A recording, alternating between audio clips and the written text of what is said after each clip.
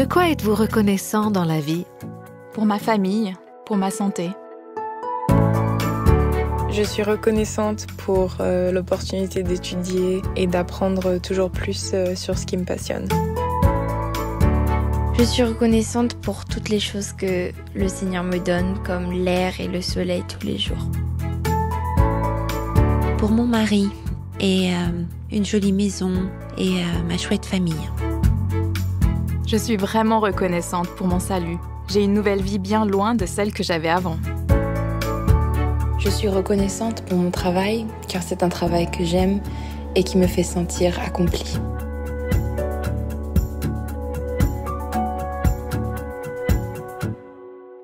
Je ne sais pas pour vous, mais moi, j'aime beaucoup entendre les choses pour lesquelles les gens sont reconnaissants. J'espère d'ailleurs que vous aussi, vous avez des occasions d'entendre des personnes raconter des témoignages et dire comment Dieu les a bénis. Ça fait tellement du bien. Aujourd'hui, dans ce nouvel épisode de notre série « Vivre la gratitude », on va expliquer pourquoi la reconnaissance devrait être une attitude de cœur 365 jours par an. Et d'autant plus pour celles et ceux qui ont compris et reçu l'amour et le pardon que Dieu leur a offert. Vous savez, je crois que être chrétien et ne pas être reconnaissant, c'est quelque chose de totalement contradictoire. Ça ne devrait pas être comme ça. On était sans relation avec Dieu, on était séparés de lui, sans espoir, coupables, condamnés. C'était le cas pour chacune d'entre nous, et c'est la condition humaine dans laquelle on est venu au monde.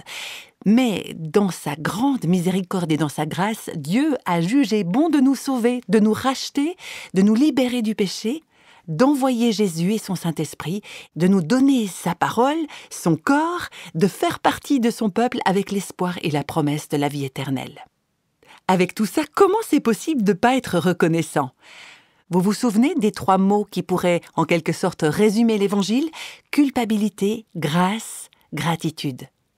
Pourtant, sans vraiment savoir pourquoi, on se retrouve trop souvent au point de manquer de reconnaissance. Je crois qu'on a toutes et tous besoin, et moi la première, qu'on nous rappelle la grâce de Dieu, qu'on nous rappelle d'où on vient et de quoi il nous a sauvés. Il y en a peut-être plusieurs parmi vous qui sont comme moi. Vous avez connu le Seigneur quand vous étiez très jeune, quand vous étiez enfant, et vous avez peut-être du mal à vous rappeler comment c'était avant. Mon tout premier souvenir, c'est le moment où je suis venue au Seigneur. Je me rappelle de rien avant ça.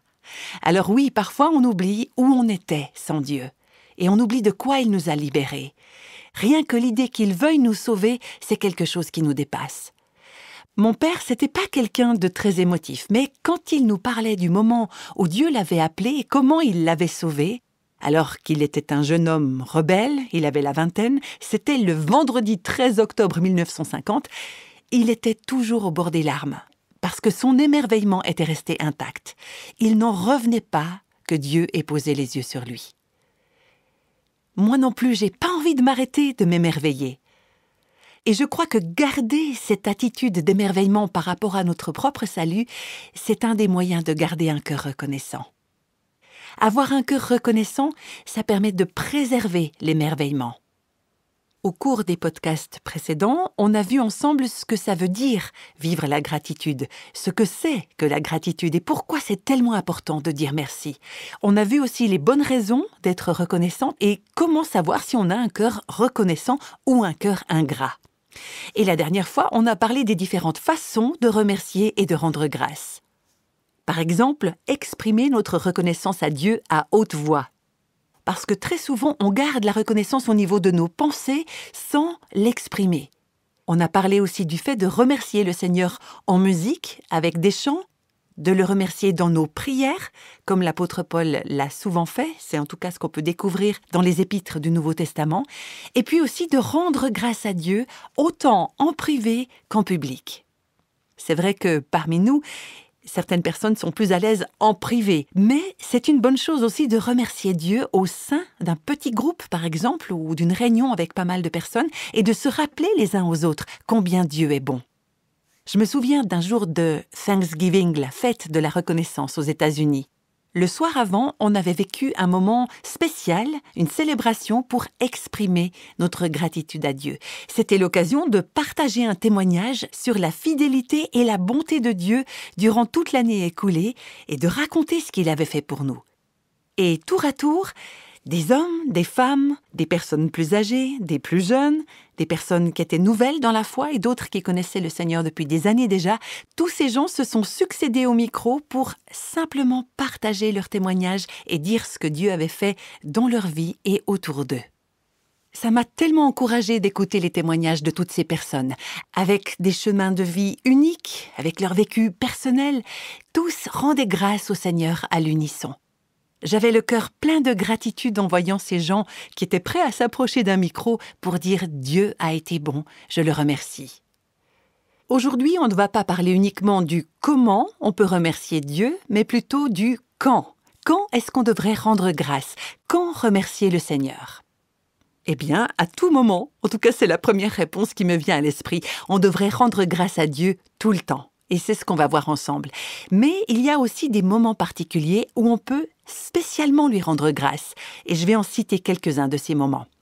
Premièrement, on peut remercier Dieu lors d'occasions spéciales, pendant les vacances par exemple, ou pendant les jours fériés comme les fêtes chrétiennes. Si on y réfléchit, il y a Noël, il y a Pâques et l'Ascension aussi, en tout cas suivant les traditions de nos différents pays. Ce sont autant d'occasions pour nous de prendre le temps de se rappeler l'Évangile, de penser à notre foi, à ce qu'elle signifie et de penser à ce que Dieu a fait pour nous. Prendre le temps de s'arrêter, de faire le point et de remercier Dieu d'une façon toute particulière. Pour ma part, j'aime bien prendre du temps à l'approche de ces différentes fêtes et remercier Dieu en méditant sur sa bonté. Et puis, il y a aussi le réveillon de Nouvel An. Pour tout vous dire, depuis plusieurs années, une des grandes bénédictions de mes fins d'année, c'est justement une célébration spéciale qu'on fait à Nouvel An, qu'on organise chez nous à la maison. On invite plusieurs familles et puis tout le monde amène quelque chose à grignoter. On pose tout ça sur la table. Il y a des enfants, des adolescents, des parents et puis on passe un beau moment de fraternité ensemble. Et avant de se quitter, on se réunit encore pour un temps de louange et d'action de grâce. On se raconte les uns aux autres ce que Dieu a fait dans nos vies pendant toute l'année écoulée.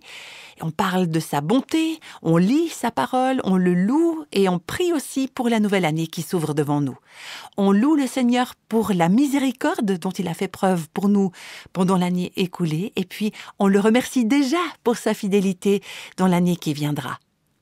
C'est des moments très précieux qui font partie de ces occasions où on peut exprimer notre gratitude à Dieu.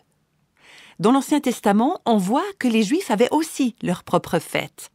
3 fois par année, par exemple, les hommes juifs devaient faire un pèlerinage jusqu'à Jérusalem, principalement pour rendre grâce à Dieu.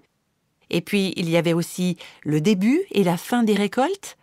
Au début de la récolte, ils offraient les premiers fruits de la terre au Seigneur. C'était une manière de lui dire « Merci pour ce que tu nous as donné, merci pour ta provision future ». Et puis à la fin de la récolte, quand tout le grain, tout le blé, toutes les autres provisions de nourriture avaient été ramassées, ils prenaient aussi un temps pour réfléchir à la bonté de Dieu et pour lui dire merci. Et ils offraient leurs dîmes, leurs offrandes et leurs actions de grâce. Dans les Écritures, on trouve ces moments particuliers, comme dans nos vies quotidiennes d'ailleurs, pour rendre grâce à Dieu. Par exemple, quand on arrive au bout d'un projet ou d'un engagement. Là, je pense à l'achèvement de la construction du Temple dans l'Ancien Testament, quand le peuple s'est rassemblé pour une grande célébration de reconnaissance. Et puis aussi après la reconstruction de la muraille de Jérusalem, après les 70 ans d'exil, eh bien, le peuple juif a aussi pris le temps de rendre grâce. Après avoir travaillé longtemps dans des conditions difficiles, ils se sont arrêtés pour dire merci au Seigneur et pour le louer. En fait, il y avait des personnes qui étaient spécialement dédiées pour ça. Des gens consacrés à conduire le peuple dans l'adoration et les actions de grâce. C'étaient des musiciens et des chanteurs. Tout au long de notre vie, c'est bon de prendre du temps, au début et à la fin de ce qu'on entreprend. Prendre du temps pour dire merci Seigneur, merci pour ce que tu vas faire et merci pour ce que tu as déjà fait. Je me souviens aussi quand j'ai fait construire ma maison. À la fin de la construction, on s'est tous retrouvés pour la consacrer à Dieu et pour lui dire merci. On a fait pareil à la fin de la première année de Revive Our Hearts, le ministère anglophone qui a inspiré la création de Réveille nos cœurs. C'était en 2002, on s'est tous rassemblés pour exprimer notre gratitude à Dieu pour ce ministère et pour celles et ceux qui en font partie. Il y a aussi, par exemple, les mariages et même les enterrements. qui sont des occasions pour remercier Dieu.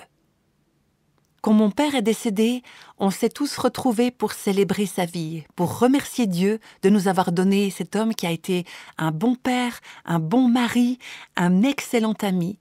Et tous ces moments sont autant d'occasions d'exprimer notre reconnaissance. Mais on ne devrait pas en rester là. Les Écritures nous disent que les compassions et les bontés de Dieu ne sont pas épuisées et qu'elles se renouvellent chaque matin. Alors si Dieu nous bénit chaque matin, s'il fait preuve de miséricorde à chaque jour qui passe, est-ce qu'on ne devrait pas nous aussi lui exprimer notre gratitude quotidiennement? Oui, tous les jours, matin et soir. Dans la Bible, on voit que les Lévites avaient à se présenter chaque matin et chaque soir afin de louer et de célébrer l'Éternel. C'est ce qu'on lit dans 1 Chronique, chapitre 23, verset 30. Il y a aussi le psaume 119, où le poète dit « Au milieu de la nuit, je me lève pour te remercier ». Dans le livre de Daniel également, on sait que le jeune homme s'agenouillait, priait, louait et remerciait Dieu 3 fois par jour. Nous aussi, nous sommes invités à remercier Dieu sans arrêt, parce qu'il nous bénit jour après jour.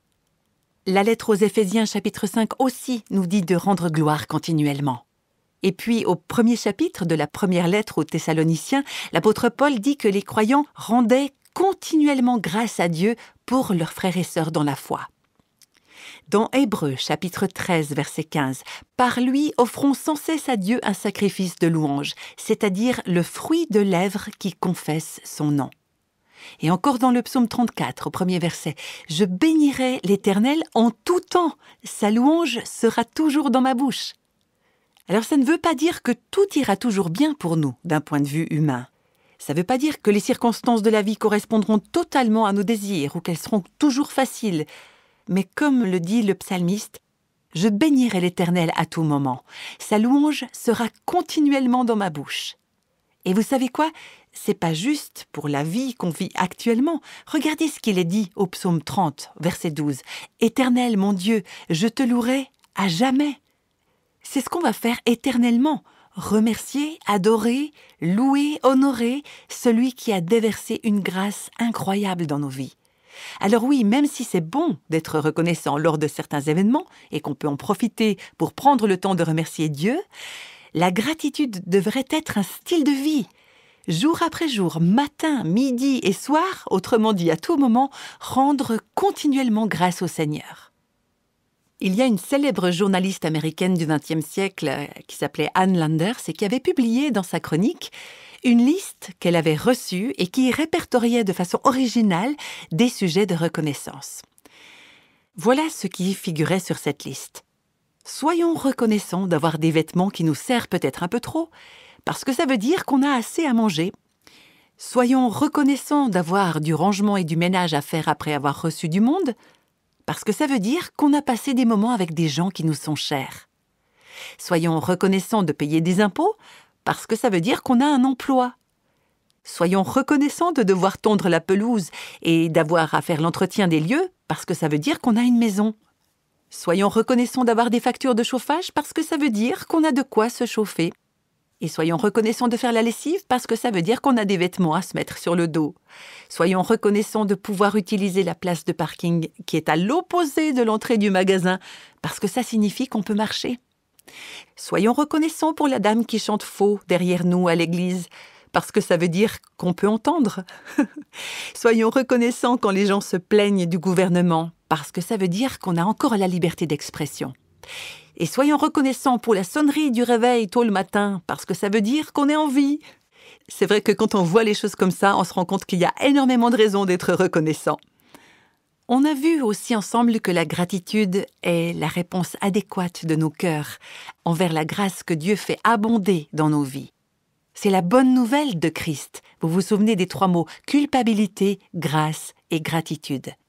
Et d'après les Écritures, on est appelé à être reconnaissant pour tout. Oui, vraiment pour tout. Je rappelle encore une fois ce passage d'Éphésiens chapitre 5. « Rendez continuellement grâce pour toutes choses à Dieu le Père au nom de notre Seigneur Jésus-Christ. » Alors concrètement, c'est quoi toutes ces choses? Eh bien, on peut déjà remercier Dieu pour les bénédictions physiques et matérielles, mais aussi pour les bénédictions spirituelles. D'abord, les bénédictions matérielles et physiques. Je tiens à souligner que ce ne sont pas les bénédictions les plus importantes, mais ce sont souvent celles qui nous viennent en premier à l'esprit quand on veut exprimer notre gratitude au Seigneur. La Bible nous dit que toute grâce excellente et tout don parfait viennent d'en haut. Autrement dit, c'est Dieu le donneur. Rien de bon ne vient que nous aurions créé nous-mêmes. Tout ce qu'on a nous vient de Dieu. Dans le premier livre des Chroniques, chapitre 29, on nous raconte le moment particulier où le peuple a présenté des offrandes en vue de la construction du temple et où le roi David a exprimé sa gratitude. En effet, une fois que les offrandes ont été réunies, David a fait une prière de reconnaissance, il a remercié le Seigneur pour les bénédictions matérielles qui venaient de sa main. Voilà ce que David dit dans ce psaume d'action de grâce. « Seigneur, c'est de toi que viennent la richesse et la gloire. C'est toi qui domines sur tout. C'est dans ta main que sont la force et la puissance, et c'est ta main qui a le pouvoir d'agrandir et d'affermir toutes choses. Maintenant, ô notre Dieu, nous te louons et nous célébrons ton nom glorieux. » En d'autres termes, David dit « Tout ce qu'on a vient de toi. C'est un cadeau que tu nous fais. Et même ce que nous t'offrons, c'est toi qui nous l'as donné. Et maintenant, à notre tour, nous te l'offrons. Nous n'avons rien que tu ne nous aies donné en premier, et nous t'en remercions. » Très souvent, on néglige de remercier Dieu pour des choses comme la santé, le logement, les vêtements, tous ces cadeaux tangibles, matériels. Et puis on peut penser à toutes les fois aussi où Jésus a rendu grâce, où il a remercié Dieu avant de partager un repas. Le simple fait de remercier Dieu pour la nourriture nous rappelle qu'il y a tant d'autres choses encore pour lesquelles on peut être reconnaissant. Ensuite, on ne reçoit pas seulement des bénédictions physiques et matérielles, mais Dieu nous a comblés de bénédictions spirituelles, qui sont bien trop nombreuses pour être comptées. Mais je trouve que d'essayer d'en faire une liste, ça stimule énormément notre esprit et notre mémoire, et c'est vraiment bénéfique. Et je me permets de vous proposer ici une liste de quelques versets. Quand je les ai étudiés de plus près, ça m'a vraiment parlé des bénédictions spirituelles pour lesquelles on peut être reconnaissant. Le psaume 75, verset 1. « Nous te disons merci, ô Dieu, nous te louons parce que tu es proche de nous. Nous racontons tes actions magnifiques. » Une des bénédictions spirituelles, c'est la proximité de Dieu. Vous savez que dans les temps de l'Ancien Testament, sous l'Ancienne Alliance, avant que Christ ne vienne et ne meure sur la croix, les Juifs ne pouvaient pas s'approcher de Dieu comme on le fait aujourd'hui. Il y avait un voile qui les séparait du lieu très saint, là où se trouvait Dieu. Mais quand Jésus est mort, ce voile s'est déchiré de haut en bas. Et désormais, on peut devenir proche de Dieu. On est invité à venir tout près de lui. La semaine dernière, j'ai reçu un email de la part d'une femme qui a pu entrer dans une reproduction grandeur nature de ce lieu très saint, le tabernacle. Et voilà ce qu'elle a écrit. « Je n'aurais jamais imaginé que de marcher dans un lieu comme ça aurait un tel impact sur moi. Ça m'a bouleversée quand j'ai réalisé que je ne risquais pas la mort en entrant dans le lieu très saint, dans la présence de Dieu, comme c'était le cas pour les Israélites. » Ce que cette femme a exprimé me rappelle combien on peut être reconnaissant de pouvoir être dans la présence de Dieu. Où que l'on se trouve, et à tout moment, on peut le remercier pour sa proximité et pour la relation qu'on peut avoir avec lui. Il y a aussi le psaume 30 qui nous invite à célébrer par nos louanges la sainteté de Dieu. Remercions-le pour sa sainteté.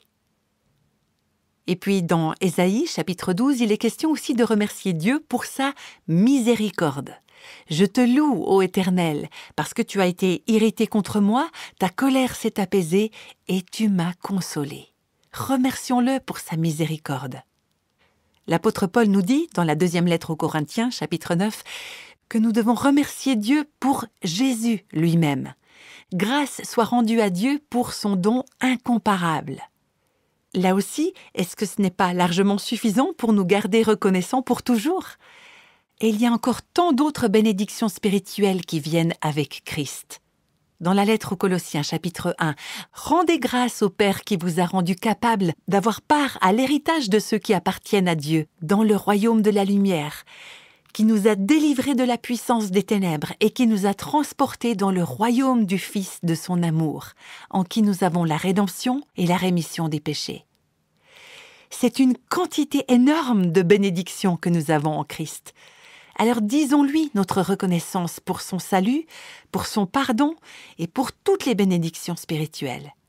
Et l'apôtre Paul dit encore qu'il remercie le Seigneur Jésus de ce qu'il l'a jugé fidèle en l'établissant dans le ministère.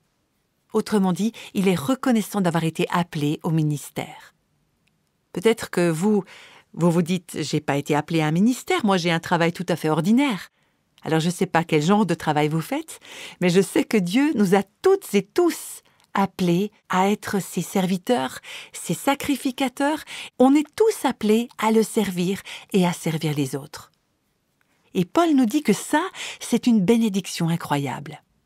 Pour ma part, je remercie Dieu pour le privilège d'être envoyé pour annoncer l'Évangile, que ce soit à un grand nombre de personnes ou juste dans la vie de tous les jours avec quelqu'un en tête-à-tête. C'est un cadeau, c'est un privilège pour lequel je suis vraiment reconnaissante. Paul dit encore qu'il remercie Dieu pour la victoire sur la mort et la tombe. C'est un verset qui se trouve dans 1 Corinthiens chapitre 15. « Grâce soit rendue à Dieu qui nous donne la victoire par notre Seigneur Jésus-Christ. » Pour nous, la mort est une ennemie, oui, mais elle n'est plus une ennemie pour toujours. Parce que Christ est venu et il a brisé son pouvoir. Il a brisé le pouvoir de l'enfer, le pouvoir du péché, et il nous a libérés de la mort et de la tombe. Ensuite, dans la lettre aux Romains, chapitre 7, Paul nous amène dans tout ce passage où il dit vouloir faire le bien, mais ne pas toujours avoir le pouvoir de le faire. Et il nous parle de cette lutte intérieure qu'il constate en lui-même à cause du péché qu'il habite.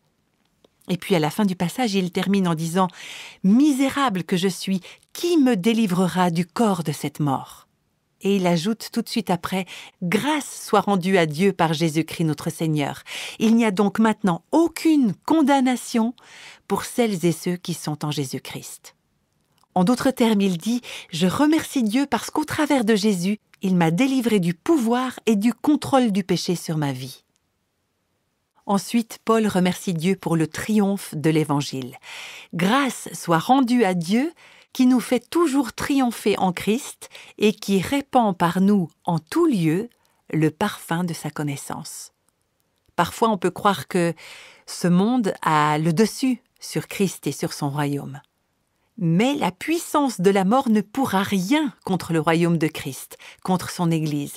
Et ça, c'est la bonne nouvelle de l'Évangile qui triomphe.